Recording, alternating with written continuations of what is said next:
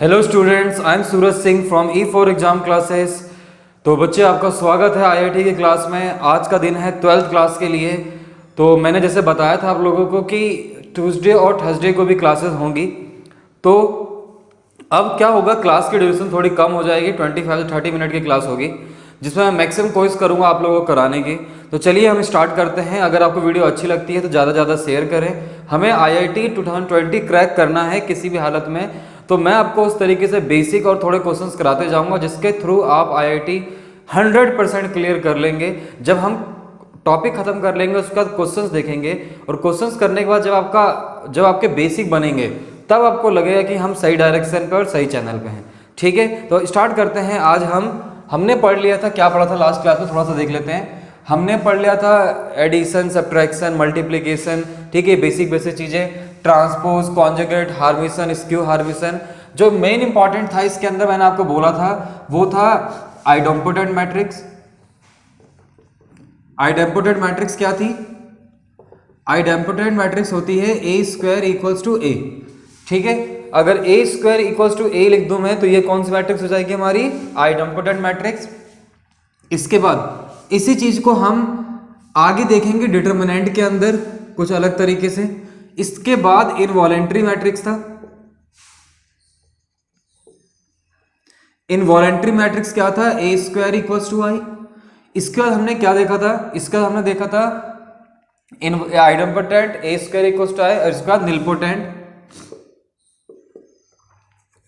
Nilpotent matrix.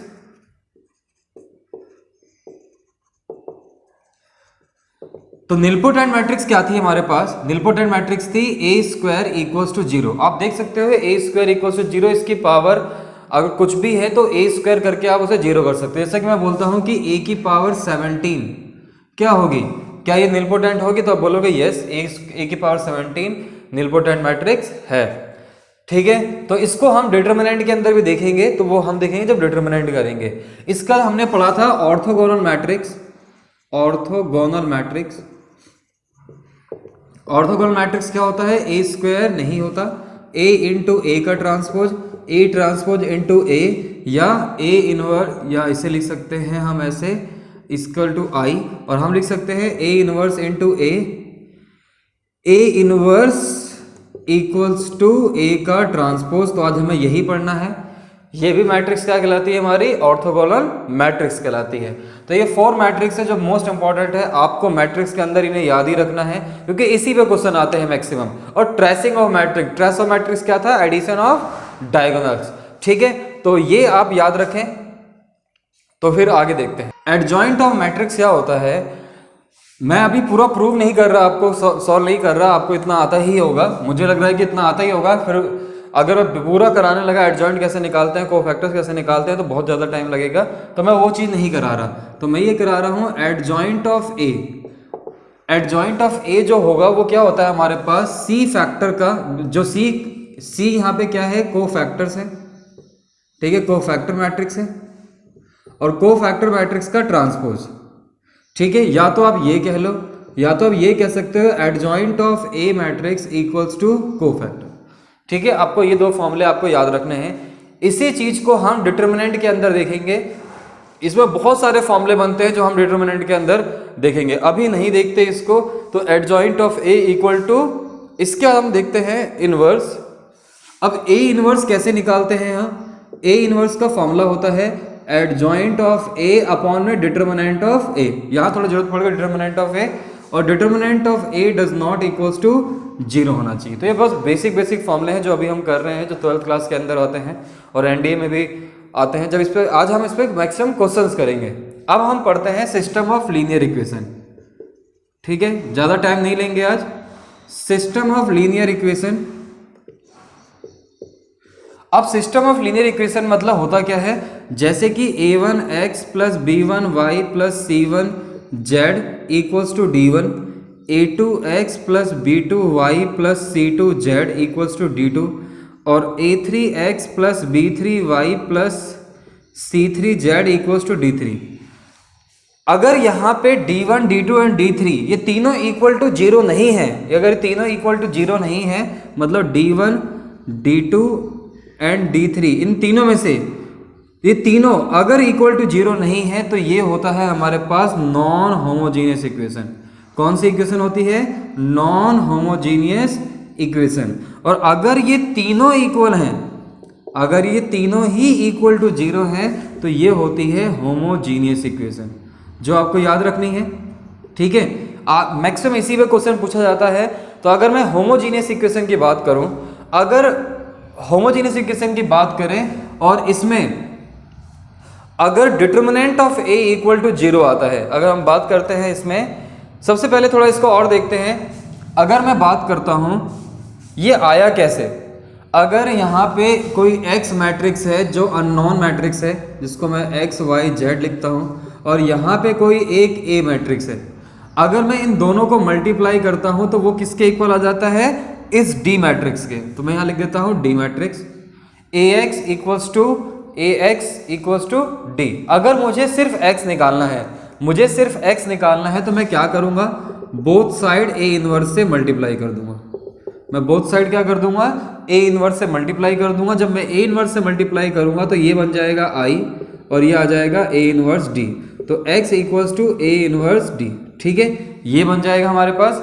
तो अगर a inverse कैसे निकलता है? जब हमारे पास determinant does not equal to 0 हो। तो हमारे पास कुछ कंडीशंस होती हैं नॉन होमोजीनियस की और होमोजीनियस की। तो हम पहले देखते हैं नॉन होमोजीनियस की कंडीशन। अगर determinant of a does not equal to 0 है तो कंडीशन क्या होगी? इनवर्स एग्जिस्ट करेगा, इनवर्स एग्जिस्ट करेगा। और अब यहाँ पे जो केस है, अगर determinant of a equals to 0 है, अगर डिटर्मिनेंट की वैल्यू इक्वल्स टू 0 आ रही है, इसका दो कंडीशन, अगर adjoint of a into d, adjoint of a into d does not equal to 0 आ रहा है, डज नॉट इक्वल टू 0 आ रहा है, तो इसके केस होते हैं नो सॉल्यूशन। इसका केस होता है नो सॉल्यूशन। और अगर adjoint of a into d equals to 0 आ जाए तो इसके केस होते हैं infinite many solution. Infinite many solution, जो आपको ये लिखना है। अगर डिटर्मिनेंट, ये इंपॉर्टेंट है, आपको यही याद रखना है। और आगे देखेंगे हम डिटर्मिनेंट के अंदर क्रैमर्स रूल के थ्रू, तो उसमें और कुछ बनेंगे। तो अभी आपको सिर्फ यही याद रखना है कि adjoint of a into D does not equal to 0, तो no solution. Adjoint of a into D अगर इक्वल टू 0 आ रहा है तो इनफाइनाइट मैनी सॉल्यूशन। और अगर determinant of a does not equal to 0 आ रहा है तो इनवर्स एग्जिस्ट करता है, और इसके यूनिक सॉल्यूशन भी हो सकता है और वन सॉल्यूशन भी हो सकता है, तो कुछ भी हो सकता है। ठीक है, तो आपको ये नोट डाउन करना है, तो फटाफट इसे नोट डाउन करें, फिर हम देखते हैं आगे। इसके बाद आगे अगर हम बात करें, मैंने यहाँ लिखा था यहाँ पे determinant of a equal to 0, इसे हम सिंगुलर मैट्रिक्स भी कहते हैं। ठीक है, सिंगुलर मैट्रिक्स भी कहते हैं। और अगर determinant of a does not equal to 0 आ जाए, इसे नॉन सिंगुलर मैट्रिक्स कहते हैं, नॉन सिंगुलर मैट्रिक्स। तो हमने पीछे देखा था homogeneous equation, non homogeneous equation. अब देखते हैं होमोजीनियस इक्वेशन। होमोजीनियस इक्वेशन की कंडीशन क्या है? जिसमें d1 d2 d3 क्या होना चाहिए? सारे 0 आना चाहिए। तो होमोजीनियस की कंडीशन देखते हैं कि डिटर्मिनेंट अगर determinant a does not equal to 0 आता है, अगर determinant of a does not equal to 0 आता है, तो इस कंडीशन में क्या होता है? यूनिक सॉल्यूशन होता है, यूनिक सॉल्यूशन, या आप कह सकते हो ट्राइवियल सॉल्यूशन। ठीक है, ट्राइवियल सॉल्यूशन होता है, या तो यूनिक सॉल्यूशन होगा या तो ट्राइवियल सॉल्यूशन होगा। इसके बाद अगर डिटर्मिनेंट ऑफ a, इसका मतलब क्या है? ये नॉन सिंगुलर है। अगर determinant of a equal to 0 आता है तो इस केस में नो सॉल्यूशन होगा। तो इस कंडीशन में क्या होगा? नो सॉल्यूशन, या आप कह सकते हैं नॉन ट्राइवियल सॉल्यूशन। तो हम कहेंगे नो सॉल्यूशन जब determinant of a equal to 0 आएगा और determinant of a does not equal to 0 आएगा, तो यूनिक सॉल्यूशन और ट्राइवियल सॉल्यूशन। तो अभी आप इतना ही याद रखें, जब हम इसे डिटर्मिनेंट में पढ़ेंगे तो और एक्सप्लोर करके पढ़ेंगे इसे। ठीक है, तो अब हम पढ़ते हैं कुछ properties of inverse. Properties of inverse, देखो अभी तक हमने क्या पढ़ा? a इनवर्स का फॉर्मूला क्या पढ़ा हमने? एडजॉइंट ऑफ a अपॉन में डिटर्मिनेंट ऑफ a, और यहाँ पे determinant of a does not equal to 0 आना चाहिए। अगर मैं ab का इनवर्स लूँ और अगर B inverse into A inverse आ रहा है तो इसका मतलब AB does not equal to BA है। और अगर मैं ये लिख दूं AB inverse equals to A inverse into B inverse, या मैं ये लिख दूं BA inverse equals to B inverse into A inverse, तो इसकी एक ही कंडीशन होती है कि AB इक्वल्स टू BA होगा, मतलब कॉम्यूटेटिव होगा। ठीक है। नेक्स्ट, अगर मैं किसी मैट्रिक्स का ट्रांसपोज और उसका इन्वर्स कर दूं तो वो A इन्वर्स उसके ट्रांसपोज के इक्वल होता है, आपको ये याद रखना है। ठीक है। किसी भी डिटर्मिनेंट का, किसी A इन्वर्स मैट्रिक्स का डिटर्मिनेंट करूं तो 1 अपॉन डिटर्मिनेंट ऑफ A आ जाता है। तो यहाँ पे हमने क्या क्या पढ़ लिया, हमने 4-5 फॉर्मूले पढ़ लिए। इसके बाद देखते हैं, अगर ABC, अगर आपको ABC का ट्रांसपोज निकालना है तो C इनवर्स, B इनवर्स और A इनवर्स, ये आंसर होगा। तो आप देख सकते हो इसमें कुछ फॉर्मूलेज हैं जो आपको याद रखने हैं। ठीक है। और इसके बाद हम देखते हैं कुछ क्वेश्चंस। ठीक है, जो प्रीवियस ईयर देखते हैं 2-4, और 2-4 देखते हैं हम जो प्रैक्टिस क्वेश्चन। बच्चे देखते हैं ये फर्स्ट क्वेश्चन। हमारे पास क्वेश्चन क्या दे रखा है कि आपको एक A मैट्रिक्स दे रखी है जिसका ऑर्डर है 4x4। ठीक है। इस मैट्रिक्स में हमें फाइंड करना है x की वैल्यू, और ये 4 ऑप्शन दे रखे हैं, और इसमें आपको trace of matrix equal to 0 दे रखा है। तो आप अपना टाइम लें और इससे पहले वीडियो को पॉज करके सॉल्व करके देखें कि ट्रेस ऑफ मैट्रिक्स क्या होता है।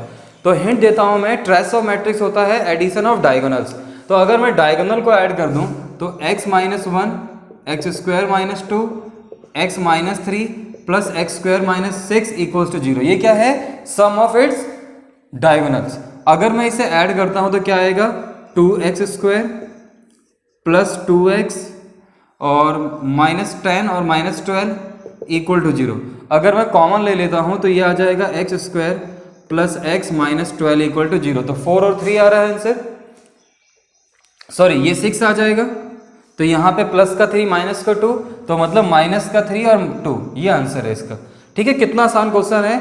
और आईआईटी में पूछ सकता है ये क्वेश्चन, जरूर आईआईटी मेंस में तो जरूर पूछ सकता है ऐसा क्वेश्चन, क्योंकि पूछता भी है। ठीक है, तो देखते हैं नेक्स्ट क्वेश्चन। तो बच्चे नया क्वेश्चन देखते हैं। इस क्वेश्चन में पहला पार्ट कह रहा है स्क्यू सिमेट्रिक मैट्रिक्स, दूसरा सिमेट्रिक, तीसरा बोथ और डी नन ऑफ दिस।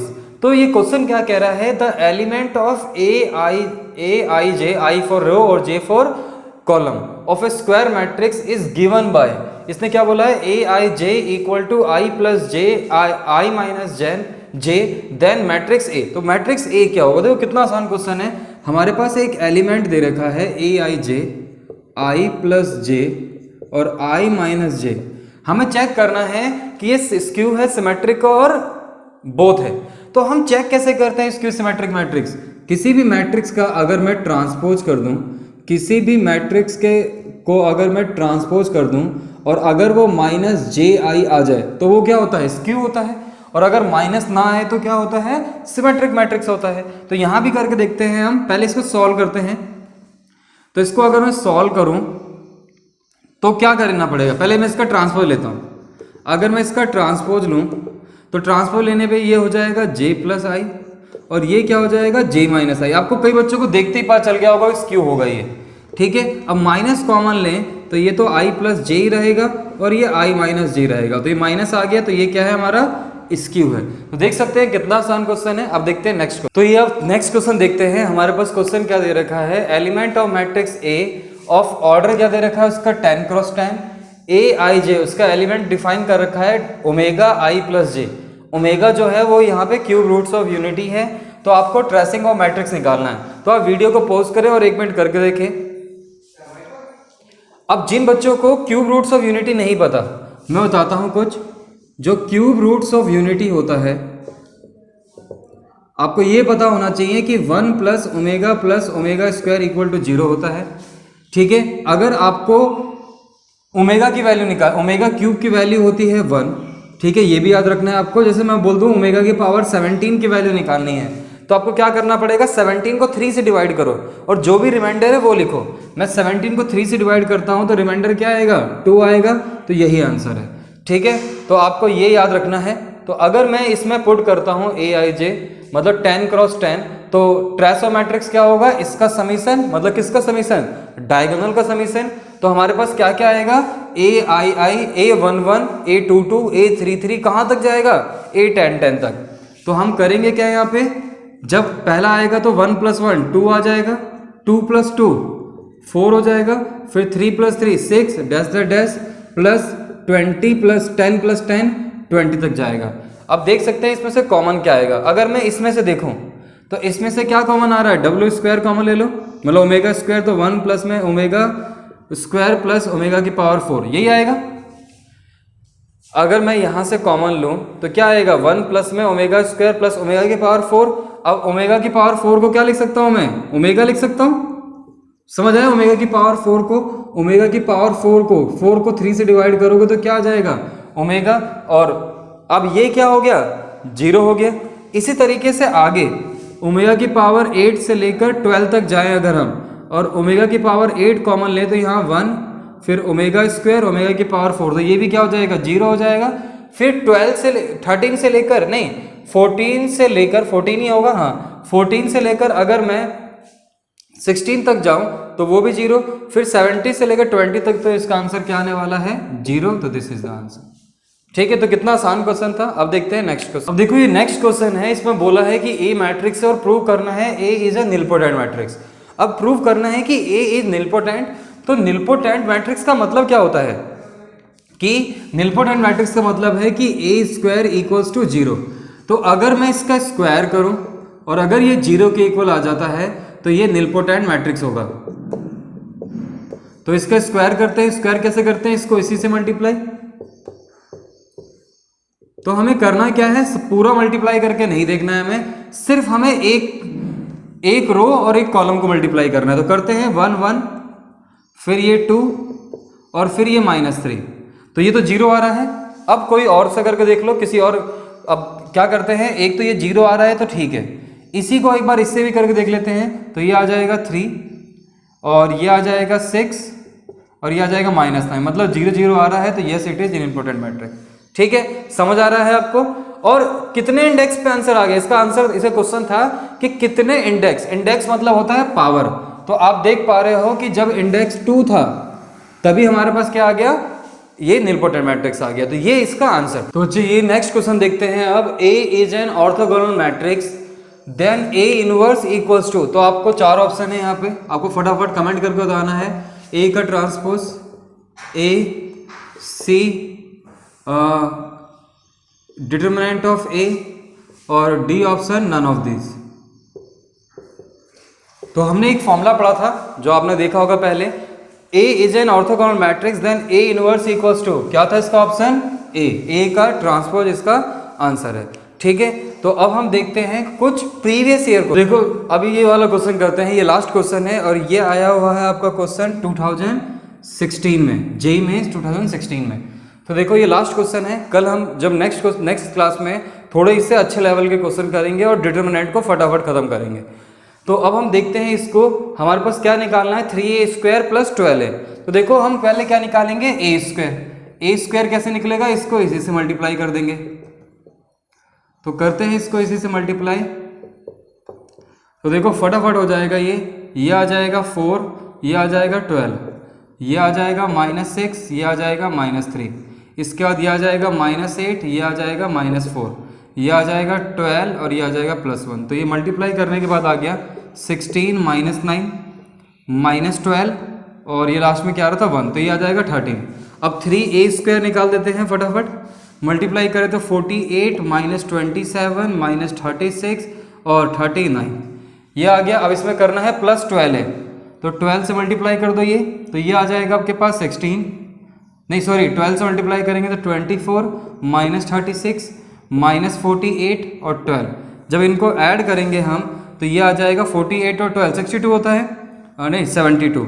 इसको इससे मल्टीप्लाई करें तो ये आ जाएगा 63 -63, इसको इससे ऐड करें तो क्या आ जाएगा, तो ये आ जाएगा 14 82 84 और इसको इससे ऐड करें तो ये आ जाएगा 51। तो दिस इज अभी आंसर नहीं है ये, अभी क्या निकालना है इसमें एडजॉइंट, और जब इसका एडजॉइंट निकालेंगे हम 3A² + 12A तो क्या आएगा, ये आ जाएगा। हम क्या करते हैं एडजॉइंट, जब 2 × 2 को निकालते हैं तो इसको उठा के धर, इसको उठा के धर, मतलब 51 72 और इनके साइन चेंज कर देते हैं तो ये आ जाएगा 72 और 84, ये इसका आंसर है। तो ठीक है बच्चों, आज की क्लास में इतना ही। अब नेक्स्ट क्लास के अंदर हम इसके डिटर्मिनेंट पढ़ेंगे और कुछ most important question, expected question जो आजकल ट्रेंड कर रहे हैं क्वेश्चन, तो हम ना क्या करेंगे 2019 और 2020 के क्वेश्चंस करेंगे पहले, उसके बाद डिटर्मिनेंट करेंगे, उसके बाद कुछ और क्वेश्चंस करेंगे। ठीक है, हो सकता है तो हम ये थर्सडे को कर लेंगे, अगर नहीं हो पाता तो संडे को जरूर करेंगे। तो थैंक यू फॉर वॉचिंग,